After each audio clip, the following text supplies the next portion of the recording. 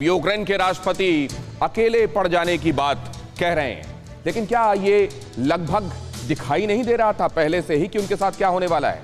28 साल पहले हुई वो भूल जो यूक्रेन ने की थी, कहीं इसके जड़ में है क्या? जरा देखिए, 28 साल पुरानी भूल, हम किसकी बात कर रहे हैं? 28 साल पुरानी भूल, यूक्रेन की तबाही का मूल। जब परमाणु ताकत था यूक्रेन, सोवियत संघ का दूसरा सबसे शक्तिशाली गणराज्य, और यह भी कि ज्यादातर यूएसएसआर जो आर्म्स और एम्युनिशंस बनाया करता था वो यहीं पर बना करते थे। यूक्रेन वाले इलाके में ही सोवियत परमाणु जखीरा यूक्रेन में ही तैनात किया गया था। सबको मालूम है कि 1991 में सोवियत संघ का पतन हुआ और फिर यूक्रेन एक अलग मुल्क बना। अमेरिका और ब्रिटेन के बाद यूक्रेन तीसरे नंबर की परमाणु शक्ति था। यूक्रेन के पास करीब 3000 सामरिक परमाणु हथियार थे, लेकिन इनका नियंत्रण मॉस्को के पास बना रहा। आइए आप समझते हैं कि कैसे यूक्रेन के हाथ से सारे परमाणु हथियार निकलते चले गए। जब हाथ में ताकत थी तब कद्र नहीं की गई, और कैसे वो निकलते चले गए। यूक्रेन के परमाणु हथियारों को लेकर यूनाइटेड स्टेट्स, यूरोप और रूस सतर्क थे। इन हथियारों के भविष्य पर 5 दिसंबर 1994 को हंगरी में एक बड़ी बैठक आहूत की गई। बैठक में यूक्रेन के परमाणु हथियारों को नष्ट करने पर सहमति बनी। बदले में यूक्रेन को सुरक्षा और संप्रभुता की गारंटी दी गई। तय हुआ कि रूस, अमेरिका और ब्रिटेन यूक्रेन को सुरक्षा की गारंटी देंगे। 28 साल बाद यूक्रेन ठगा सा महसूस कर रहा है, लेकिन हमले को सही बताने के लिए पुतिन के पास कई तर्क हैं, और उन्हीं तर्कों में से एक है यूक्रेन के पास परमाणु तकनीक होने का दावा। अब पुतिन की दलील यह है, पुतिन ने हमले को सही दिखाने के लिए कई वजहें गिनाई हैं। पुतिन ने यूक्रेन के पास सोवियत परमाणु टेक्निक होने का दावा किया है।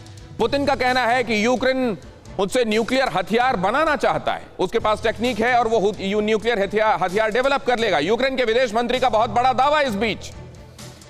33 सिविलियन इलाकों पर रूस की एयर स्ट्राइक, 24 घंटे से राजधानी कीव पर ताबड़तोड़ बमबारी।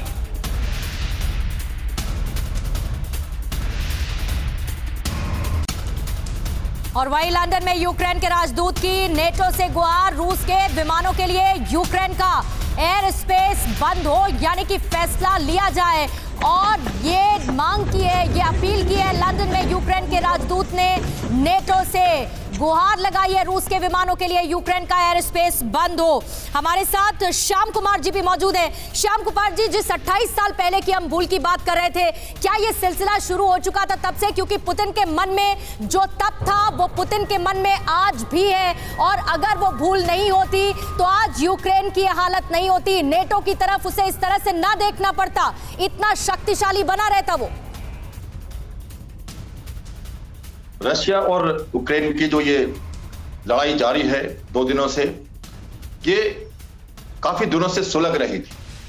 ये 1991 से जब यूक्रेन अलग हुआ था रशिया से, उसके बाद से जो समझौता हुआ और परमाणु हथियारों को जो हटाया जाना था, ये सब चल रहा था। परंतु यूक्रेन के अंदर इतनी रिच मिनरल्स और एटॉमिक पावर की उनकी जो कैपेसिटी थी, वो अंदर उनके पास छुपी हुई थी। और विजिबल जो होता है हथियार का जो दिखना, और उसके साथ जो उसकी स्ट्रक्चर, फैसिलिटीज और जो रिएक्टर्स हैं, उनके जो साइंटिस्ट हैं, उनके जो स्किल्स थी, उसके बारे में टेक्नोलॉजी जो थी, वो सब उनके पास रह गई थी। और रशिया को ये पता है, और वो ये लगातार एक सेपरेटिस्ट मूवमेंट के साथ वहां के लोगों के अंदर घुस के धीरे धीरे क्रेमिया में हुआ हो या जहां भी उसकी जो पकड़ धीरे धीरे चल रही थी, वो लगातार विश्व को दिखाई देती थी। परवाह देश की, सोमवार से शुक्रवार रात 10 बजे TV9 भारतवर्ष पर।